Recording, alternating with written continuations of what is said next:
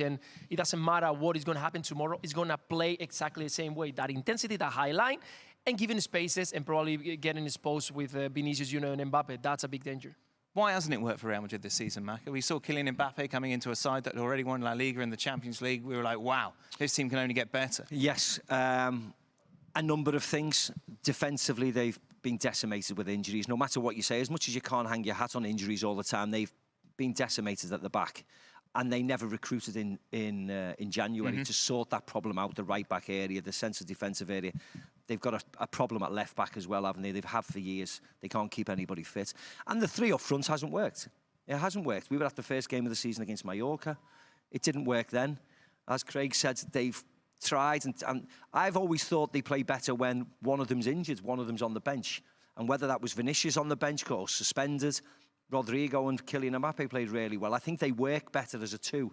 I don't think the three work hard enough as well, which is a problem. And you can get away with it against a lot of teams, but you can't get away with it against the best teams.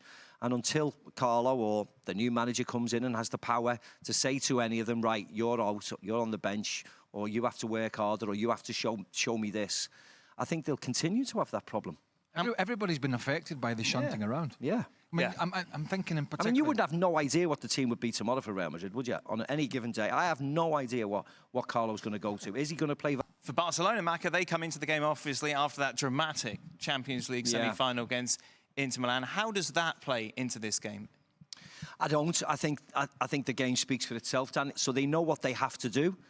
But the fact that they've been so dominant and dynamic up front, they normally just have to go out and play their game, don't they? They're at home, they've got the crowd behind them. The front three are exceptional, the front two are exceptional, and Lewandowski, if he's fit enough to play, or certainly he'll be on the bench to come on. Madrid are weakest in defence. They've got a makeshift defence. That's what they have to go. They just have to go and outscore Real Madrid, which they've shown they can do on 3 occasions this year. We're not going to see Barca park the bus.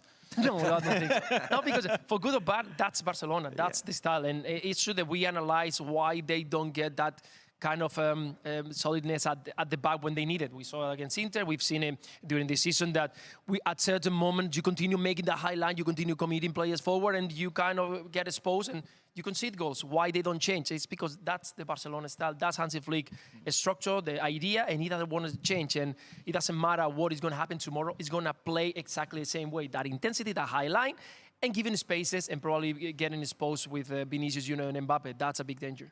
Why hasn't it worked for Real Madrid this season, Maka? We saw Kylian Mbappe coming into a side that had already won La Liga and the Champions League. We were like, wow, this team can only get better. Yes, a number of things. Defensively, they've been decimated with injuries. No matter what you say, as much as you can't hang your hat on injuries